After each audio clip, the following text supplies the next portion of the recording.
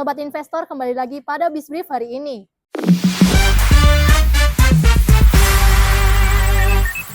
Kementerian Agama secara resmi menetapkan 1 Ramadan 1447 Hijriah jatuh pada Kamis 19 Februari 2026. Keputusan ini diambil dalam sidang isbat yang dipimpin langsung oleh Menteri Agama Nasaruddin Umar bersama Wakil Menteri Agama Romo Muhammad Syafi'i dan Ketua Komisi 8 DPR Marwah Dasopang di Jakarta. Ketinggian hilal tercatat antara minus 2,41 hingga minus 0,93 derajat dengan elongasi antara 0,94 hingga 1,89 derajat. Angka tersebut belum memenuhi kriteria Imnakur Ruqyat Mabims.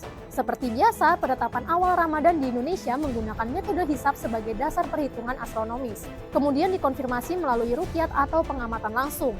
Dengan keputusan ini, umat muslim di Indonesia dapat mempersiapkan diri menyambut bulan suci Ramadan secara serentak pada 19 Februari 2026. Dalam menghadapi Ramadan, Menteri Perdagangan Budi Santoso menegaskan pasokan minyak goreng tetap terjaga. Hal ini diperkuat dengan dukungan stok dari BUMN sektor pangan. Mengacu pada Peraturan Menteri Perdagangan Nomor 43 Tahun 2025, sebanyak 35% penyaluran minyak kita wajib dilakukan oleh BUMN pangan seperti ID Food dan Bulog. Menurut Mendak, setelah implementasi Permendak tersebut, harga cenderung menurun seiring terjaganya pasokan. Pemerintah terus melakukan pemantauan distribusi baik secara fisik maupun melalui sistem pemantauan pasar dan kebutuhan pokok atau SP2KP. Koordinasi dengan para pemasok juga telah dilakukan guna memastikan distribusi berjalan lancar hingga pedagang dan konsumen. Data dari Pusat Informasi Harga Pangan Strategis Nasional yang dikelola Bank Indonesia per 17 Februari 2026 menunjukkan harga minyak goreng curah berada di harga Rp19.450 per liter. Sementara minyak goreng kemasan bermerek 1 tercatat Rp22.850 per liter dan kemasan bermerek 2 di kisaran Rp21.900 per liter. Sementara itu dari sektor fiskal, Bank Indonesia melaporkan posisi utang luar negeri atau ULN Indonesia pada triwulan 4 2025 mencapai 431,7 miliar dolar AS. Angka ini meningkat dibandingkan triwulan 3 2025 sebesar 427,6 miliar dolar AS.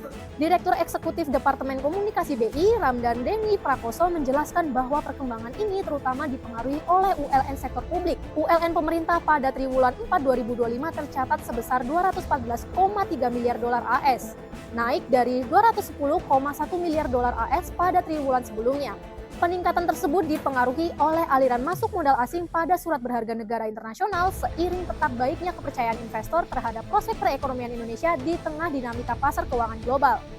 Secara sektoral, penggunaan ULN pemerintah difokuskan pada sektor jasa kesehatan dan kegiatan sosial sebesar 22,1%, administrasi pemerintahan, pertahanan dan jaminan sosial wajib 19,8%, jasa pendidikan 16,2% hingga transportasi dan pergudangan 8,6%. Menariknya, hampir seluruh ULN pemerintah atau 99,99% merupakan utang jangka panjang.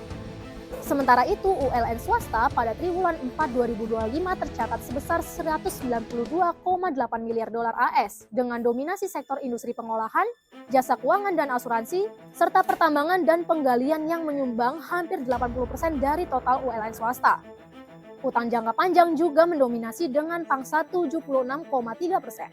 Secara keseluruhan, struktur ULN Indonesia tetap sehat. Rasio ULN terhadap produk domestik bruto berada di level 29,9% pada triwulan 4 2025 dengan dominasi utang jangka panjang sebesar 85,7% dari total ULN. Sobat investor, demikian Bisbrief pada hari ini. Pantau terus berita ekonomi, bisnis, dan pasar modal hanya di IDX Channel TV, idxchannel.com, dan sosial media IDX Channel. Terima kasih dan sampai jumpa.